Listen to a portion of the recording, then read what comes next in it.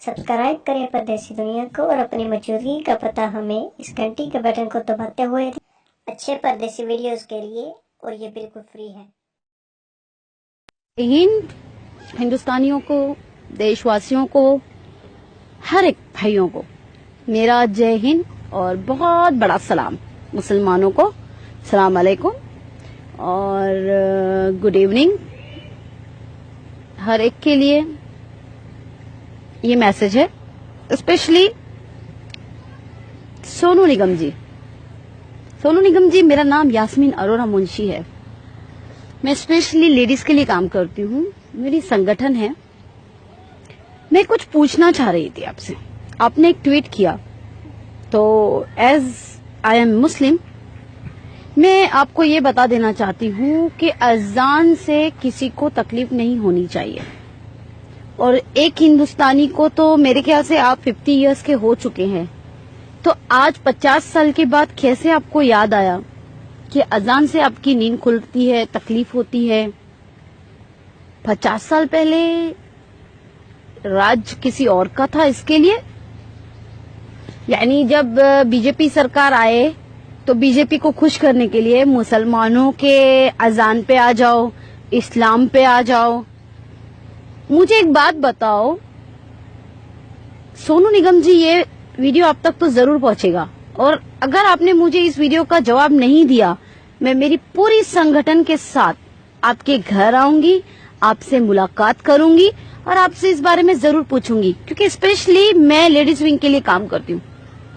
तो इसे गुंडागर्दी नहीं कहते, इस अजान को गुंडागर्दी नहीं कहते। गुंडागर्दी कहते हैं 10-10, 8-8, 15-15 आदमी गौरक्षक के नाम पर शैतानी हैवानी हरकतें औरतों के साथ गैंग रेप करे, उसे कहते हैं।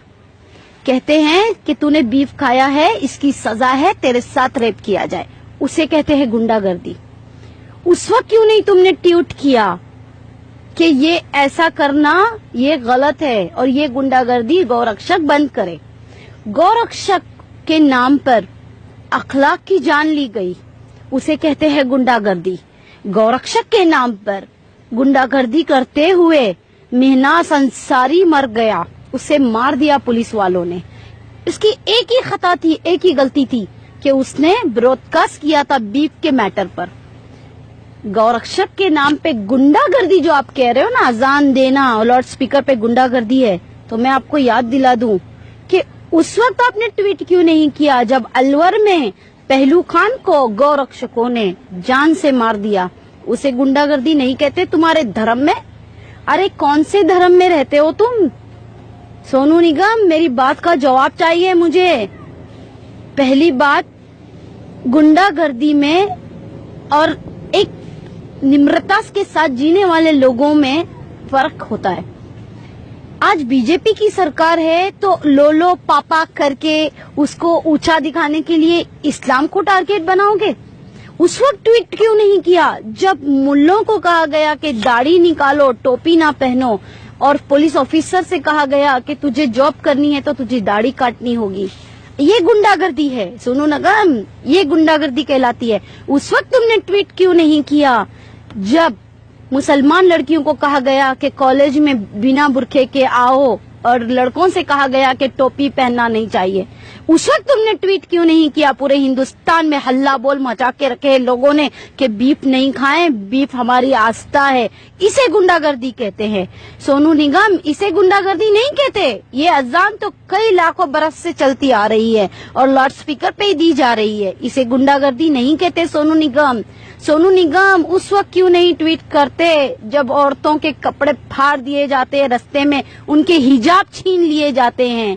उस वक्त ट्वीट क्यों नहीं करते? किसी मुसलमान को जाते हुए देखते कार में घसीट के कहते हैं कि बोल जय श्री राम, नहीं तो तुझे मार दूंगा, तेरी बहन के साथ रेप कर दूंगा। उस वक्त तुमने ट्वीट क्यों नहीं किया सोनू निगम? ये थर्रीगिरी की है ना, ये सोशल मीडिया पे आकर अपने आप को फेमस करना था तो इस्लामी मिला था।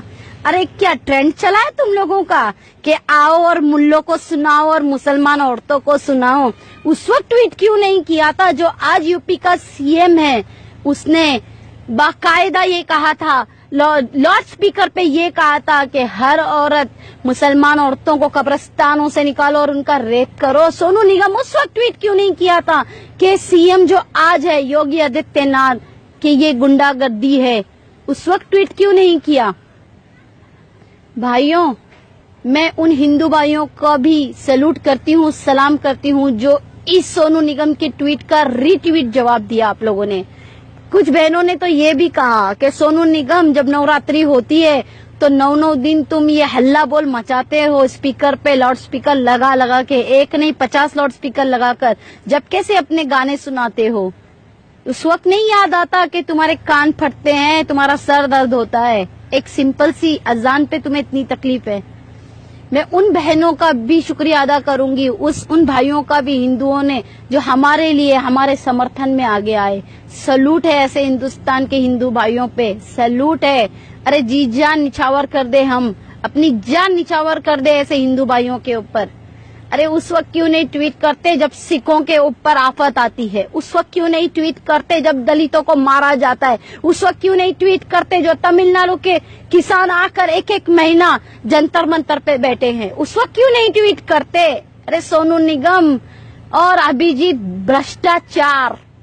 भ्रष्टाचारिया है तू कुछ, लेकिन याद रखना, मैं तुझसे भी एक सवाल कहूंगी, आज बीजेपी रूलर है तो मस्के लगाओ नीचे से ऊपर तक, लाओ अमूल का मस्का बटर और लगाओ बटरिंग। जब क्यों तुम्हारी जबान कट जाती है? अभिजीत का तो एक वीडियो आया था, अरे भाड़ में गई कहा था उसने, उसके अल्फाज है ये, अरे भाड़ में गई हिंदुस्तान और भारत माता। ये वीडियो मेरे पास है और ये वीडियो मैं अभिजीत तुम्हें लाके दिखाऊंगी और मैं लाइव आके पूछूंगी कि ये क्या है, बताओ। अरे बात करनी है ना अभिजीत तो मेरे सामने आके करो, एक सच्चा हिंदुस्तानी और एक सच्चा मुसलमान मिलेगा।